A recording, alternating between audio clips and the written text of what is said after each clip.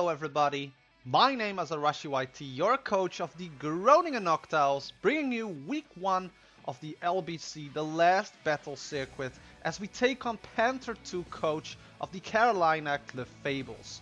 Now, just like every first match of every new season, you want to start out good, because then if you can get a W, you can, use that during the rest of the season, because starting out with a win is always something that, gets the momentum going, gets the, positivity going. So hopefully in this match we can actually do that and try to get the win. But before we're going to do that, let's just go dive into the team that I'm bringing for this match. I will put a poke paste link towards the whole team spread in the description below, because I'm not a big fan of doing team builders because I just don't have the time to do those. And with all the other uploads I'm having for all the other upcoming leagues, I don't want to upload like 2 videos a day. That's not something that I really want. And just as I mentioned before, doing team builders is something I'm not a huge fan of. So I will just be going through the whole team before we actually going to start out the match, and I will make sure that I will put a poke paste in the description below. So if you missed out on anything, you can just check in the description below, click on the link, and you will see my whole team from there on. So my opponent is bringing Rotom Heat, Rhydon, Sylveon, Mega Gallade, Hydreigon, and Landorus Therian, while I'm bringing Victini, Tapu Fini, Ferrothorn, Zapdos, Heracross, and Torkoal. We're bringing the Teeny Fini Torn. Teeny Fini Torn?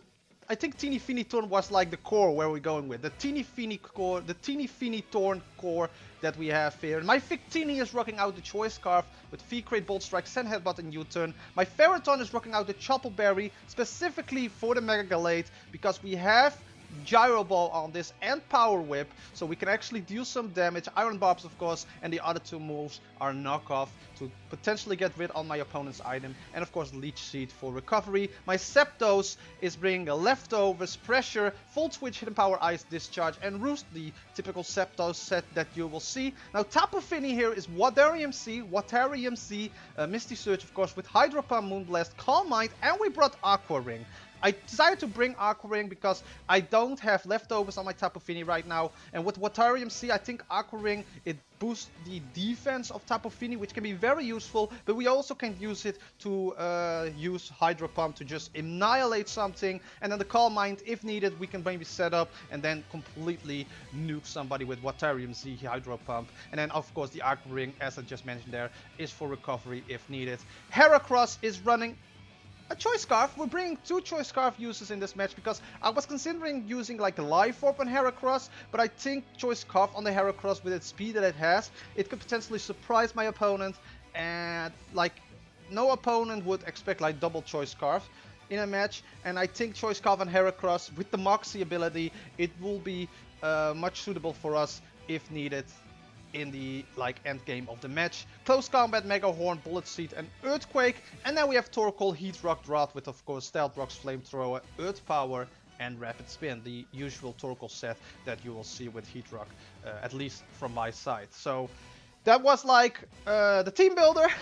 So expect the video to be like 3 minutes of team builder at the beginning of the video, and then we will just be going into the match right away, which I will be going to do right now. So the replay for this match has been recorded by 6FN, if I'm not mistaken. His link will be in the description below as well, because he's also part of this league.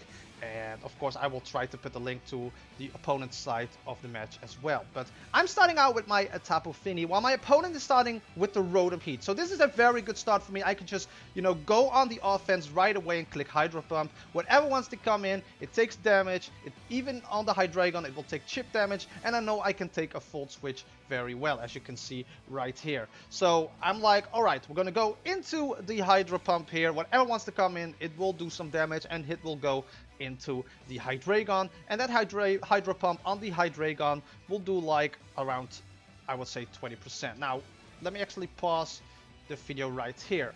Now here, I was thinking about switching out. I was like, I don't know what this thing wants to go do now. If it's choice specs, I think like It can hit me with like a Draco Meteor, but like a Dark Pulse or something like that, it will, you know, whittle my Tapu Fini down like that. So I was thinking about switching out into Ferrothorn at this point and be like, alright, we're gonna take a hit. But on the off chance that he predicts that and goes for something like a Fire Blast, I was like, I can't take that risk. So I did some calculating. I'm like, okay, you know what? We can go for a ballsy move here and just click Moonblast right now, because a Moonblast will just completely destroy this thing. Whatever he wants to go for, fine. I just stay in. I take the risk of, you know, whittling my Tapu Fini down like this, like putting it in the red or something, and, you know, we click Moonblast. At least the Hydreigon will be gone. You know, at least I'm gambling here with like you know, the sets for Hydreigon, like a Dark Pulse. I think Choice Spec Dark Pulse had a chance to kill me, if I'm not mistaken. But, you know, in my mindset, I was like, alright, this Hydreigon could potentially be Choice Specs, and it could whittle down my Tapu Fini, but I'm going to take that risk, and I'm going to stay in, and just click Moonblast, being aggressive here, because I can take a hit, perhaps, and then a Moonblast will kill. But he's going to be He's going to be a Sea Crystal. He's going to be Poisonium Z Belch, because if I'm not mistaken, Belch is the only poison type move Hydreigon gets. I was not expecting that. I was like, well, it doesn't matter anymore, because Tapu Fini will be dead. Tapu Fini gets annihilated by this. So right away, Tapu Fini is gone. I didn't got the chance to use my Watarium Z here. It sucks very much, but I'm like, you know what? It sucks, but I have to, you know, I have to play aggressive here. I need to stay aggressive, so I'm just going to go into my Victini and try to pressure him out. He's going to go into, excuse me, he's going to into his Mythicus, his Rotom Heat. I'm just going to go U-turning here, because U-turn would have done amazing damage against a Hydreigon, and I get the momentum back here. So here I go into Karu, my Zapdos, of course, with leftovers, Full Switch and Power Ice, Discharge, and Roost. And I can just, you know, be like, alright, you know what we can do? He's going to Toxic me. I'm like, that's kind of annoying. But, you know what? We'll see what we're going to do. And I full switch it out, thinking he would actually switch out. And then I could keep the momentum. But he's actually going to Toxic me. You know, I was like, alright, you know what? Just go into Celsius the Victini here. And just try to head him with the Sand Headbutt. Maybe we can, you know, flinch him here. It will not flinch him, and he's going to Volt Switch out onto my Victini. So now we're stuck on Sand Headbutt, and of course he's now going into his Rhydon.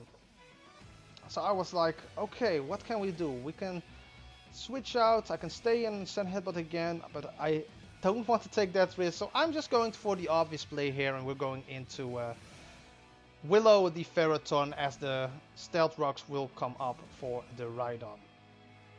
I could have stayed in with Victini and do some damage with the Sand Headbutt, but on the off chance he just stays in an Earthquake, going into the Ferrothorn was much less risky. And I'm just going for the knockoff here, and he's going to switch out into the Rotom Heat, and it doesn't kill him. But we are going to take away his Aguav Berry, and of course I'm going to switch out on the upcoming Overheat, because I knew what Overheat was coming at this point. So I'm going into my Torkoal to take that hit. We're going to put up the Drought, of course, which is going to help that Overheat, but I'm like, you know what, that's not going to do, that's not going to matter that much, right? Unfortunately, we are going to get a crit here, and I think without a crit, Torkoal would have still been able to take another Overheat, still be able to, you know, take a Volt Switch, and we could have just gone for the Stealth Rocks on my own, because that would have helped out a lot in the end. But unfortunately, Torkoal has to go down here. Very unlucky there with the crit, and now the Mega Gallade comes in. And I'm just going into my my Willow, the Ferrothorn, because of course we have Gyro Ball here, and we have the Chople Berry. So here I'm like, alright, we're just gonna go for the Gyro Ball here, and see what we can actually do.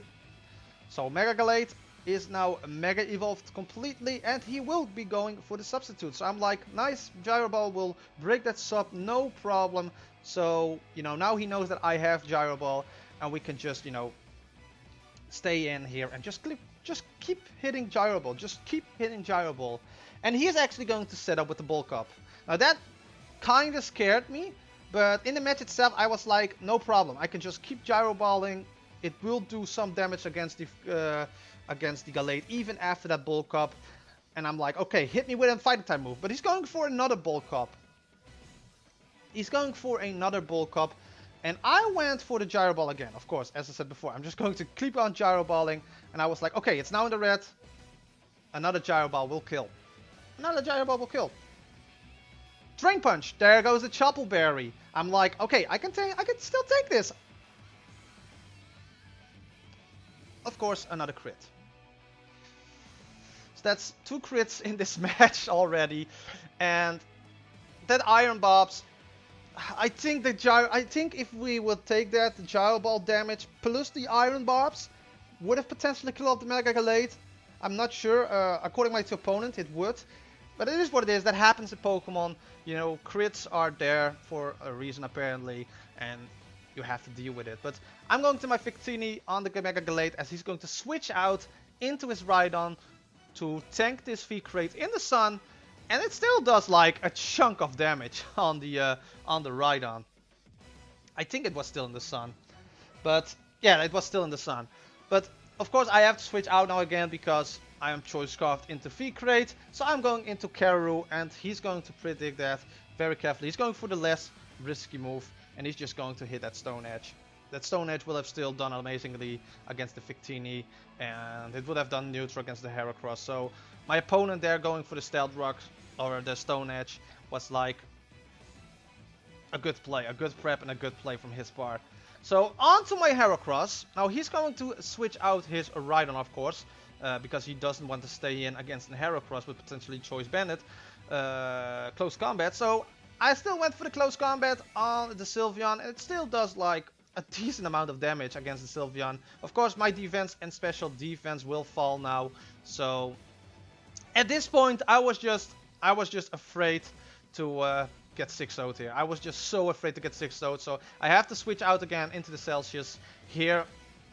And at this point, I was just playing for differential. I knew Hyper Voice will kill Victini here, or I thought it would kill, but it didn't kill. So I was very lucky there. I think that was a min roll. But I'm not sure. But Victini will live here, and he's now going to use Protect here, and I just went for the V-Crate again.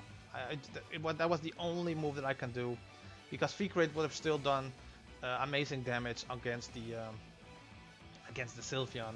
So he's going to withdraw Sylveon on the potential V-Crate and goes into Mythicus his Rotom Heat. He's going to sack off his Rotom Heat here on the V-Crate. And I was like, well, at least we're not getting 6-0'd here. We're going to get 5-0'd. But if my opponent still doesn't know that I'm Choice Scarf Heracross, I could potentially maybe get a cheeky 4-0 loss out of it. And, you know, keep it safe with the differential. Because at this point, I was just playing to get the differential back a little bit lower. So I knew I had to sack off Victini here, because if I sack off Victini here, then I can go into Heracross, I can close combat, we will outspeed because we are Choice Scarf and get the differential back to 4-0, and then at least the loss is still a little bit salvageable for the rest of the season. But I'm going into my Heracross, Chimera the Heracross, I will click close combat and I will hit it, so down goes the Hydreigon and Heracross will get a kill here. That at least makes me a little bit happy, because I wanted to use Heracross for a while now, and you know, getting a kill with Heracross here makes my heart a little bit more, you know, yeah, it makes the loss a little less, what's the word, tedious, if that makes any sense. But I'm just going to close combat a man. Maybe we can get like a crit. Even a crit would have not, like, if we could have gotten the crit here, I would have just jumped out of my seat. But it doesn't go down like that. The Hyper Voice will connect, and of course we are going to lose this match with 4-0. But as I just mentioned before, there was a potential 6-0 loss in the making. But you know, bringing Choice Scarf Heracross at least saved the match a little bit, so we can bring the match back to a 4-0 loss, which is something that I can be happy with, because I rather lose with 4-0 than with 6-0. And yeah, it sucks a little bit that we had some unlucky crits against us, but as I just mentioned before, that just happens in Pokemon. Critical hits are a thing, and sometimes you're in the good end of it, sometimes you're at the bad end of it. And unfortunately for us, we were at the bad end of the critical hits here, and I think the Torkoal would have still lived.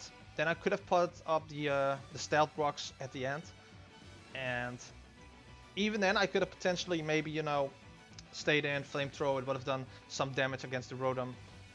Could have gone for the Earth Power there. Or as I just mentioned before, I could have put up the own Stealth Rocks. And the Ferrothorn, I think if the Ferrothorn kills Mega Gallade with the Gyro Ball without the crit, he could have still gone into something else and killed the Ferrothorn after that. And we could have potentially maybe lost this match with 3-0 or maybe 2-0, which would have been a little bit better. But yeah, I think the crit on the Torkoal did matter the most, because I could have put up my Stealth Rocks, and that Stealth Rocks would have done some chip. There would have been some chip damage on the Sylveon. The Rotom Heat would have been dead on the switch in. But yeah, as I just said before, it does happen. Crits happens. You can't do anything about that unless Pokemon puts like a feature in the game where you can turn off like crits, freeze hacks, turn wave hacks, and all of that nonsense, like in the upcoming games for online play. But it is what it is, you know. At least it was still like an enjoyable match, until those crits. But I can't say anything but a good prep for an opponent team like this. The Poisonium Z Hydreigon, I wasn't expecting that at all. So him doing that just completely changes my game plan from then on. And then I just had to, you know, salvage my way out of this. And you know, it is what it is. I will keep talking right now, because once I start talking, I can't stop. So I want to thank Panther2 for a great game. Of course, his links will be in the description below, as well as his side of the match once it's uploaded. I will make sure I will put that in the description below, as well as all the other coaches in the description in this league. If you enjoyed this match, don't forget to hit that like button, comment, share this video with others, slash the subscribe button down below, and hit the bell icon, because then you get notified every time I upload a new video, and that is sincerely appreciated. And yeah, I will put the poker face of the whole team in the description as well, and that is all. So next week we will face off against Skyrander, I think, coach of the Scandinavian Stoutlands, if I'm not mistaken. So hopefully we can bring back a W in that match, and if not, at least I can hope to bring you guys entertaining matches. So with that being said, thank you guys so much for watching, and I will see you guys next time. Bye bye!